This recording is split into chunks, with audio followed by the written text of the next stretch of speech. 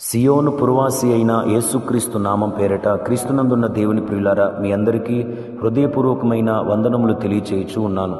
ఈ దినపు యేసయ్య కృపావార్త మత్తయి శుభవర్తమానము 18వ అధ్యాయం 3వ వచనం.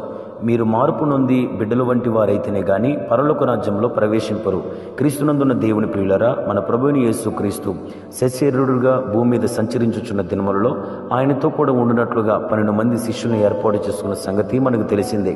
అయితే వారు ఒక దినమున వారిలో ఒక తర్కం పుట్టింది, ఒక వివాదం పుట్టింది. ఏమనగా వారిలో ఎవడు గొప్పవాడు అన్న తర్కం పుట్టింది.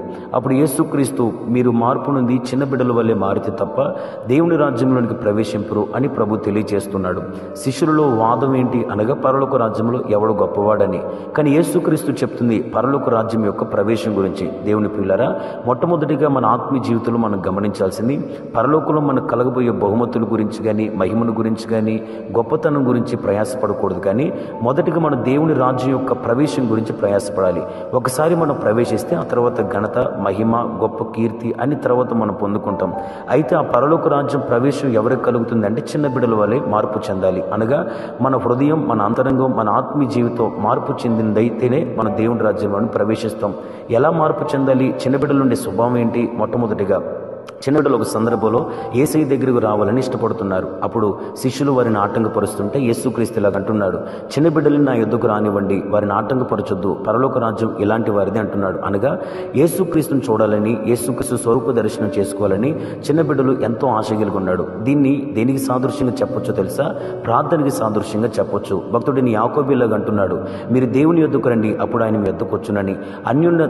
క్రీస్తు యేసుతో కూడా అన్యోన్య సహవాసం కలిగిన వరమే మనం ఉండాలని తండ్రి మనల్ని లోపల నుంచి పిలుచుకున్నాడు అన్న వాక్యాన్ని కూడా మనం గమనిస్తున్నాం. కడవరి దినాల్లో ఉంటున్న మనం దేవుని రాజ్యంలోనికి ప్రవేశించాలి అన్న అతికాంక్షతో ఉన్నాం. కాబట్టి నిత్యం ఈ కడవరి దినాలలో మనిషి కుమారుని ఎదుట నిలబడుటకు శక్తిమంతులుగా ఉన్నట్లుగా చిన్న బిడ్డల వల్ల ఎక్కువగా ఆయనతో గడపాలని, ఆయనను చూడాలని, ఆయన ముఖ దర్శనం చేసుకోవాలని, ఆయన ఉపదేశాన్ని వినాలి అన్న ఆశ కలిగిన వరమై ఉండాలి. రెండో మాటను మనం గమనిస్తే, ఈ చిన్నవాడు నా యందు విశ్వాసం ఉంచాడు, ఈ చిన్నవాడిని ఎవడు తృణీకరింపొద్దు అని మాట్లాడుతూ ఉంటాడు యేసుక్రీస్తు. అయితే చిన్నవాడిలో ఉండే రెండో స్వభావాన్ని ప్రభు ఏమని చెప్తాడంటే, ఈ చిన్నవాడు నా యందు విశ్వాసం ఉంచాడు అని అంటున్నాడు. దేవుని ప్రియులారా, చిన్నవాడికి, చిన్నపిల్లలకి యేసుక్రీస్తు మీద అపరిమితమైన విశ్వాసం ఉంటుంది.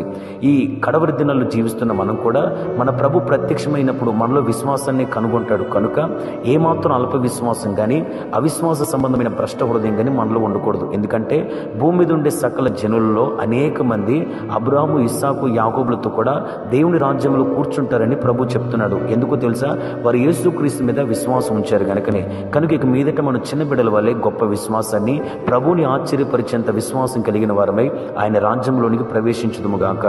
మూడో మాటను మనం గమనిస్తే, ఈ చిన్న బిడ్డలు పరలోక రాజ్యమును అంగీకరిస్తారు, దేవుని రాజ్యాన్ని అంగీకరిస్తారు. అందుకనే వారు అంగీకరించిన విధానం బట్టి ఆ దేవుని రాజ్యంలోనికి ప్రవేశిస్తారని ప్రభు చెప్తున్నాడు. మనకి నరకం ఉందని మనం అంగీకరించాలి, పరలోక రాజ్యం ఉందని కూడా మనం అంగీకరించాలి, దానిలోనికి ప్రవేశిస్తామని కూడా అంగీకరించాలి. దానిని మనం నోటితో ఒప్పుకోవాలి. అప్పుడు మనం నిశ్చయంగా పరలోక రాజ్యంలో ప్రవేశిస్తాం. ఆ తర్వాత పరలోక రాజ్యంలో ఎవడు గొప్పవాడు అన్న సందర్భాన్ని శిష్యులు మాట్లాడారు కదా. ఇప్పుడు దాని గురించి ప్రభు ఏమంటున్నాడంటే, ఈ చిన్న బిడ్డల వల్ల ఎవడైతే తను తగ్గించుకుని ఉంటాడో వాడు పరలోక రాజ్యంలో గొప్పవాడు అవుతాడు అని అంటున్నాడు. దేవుని ప్రియులారా, ఆదికాండం మొదలుకొని పరలోకంలో దేవదూతల దగ్గర నుంచి ఈనాటి వరకు మన పరిశుద్ధ గ్రంథంలో ఎన్నో వచనాలు, ఎన్నో లేఖనాలు చూస్తే చాలా మంది పతనం అవటానికి కారణం గర్వమే.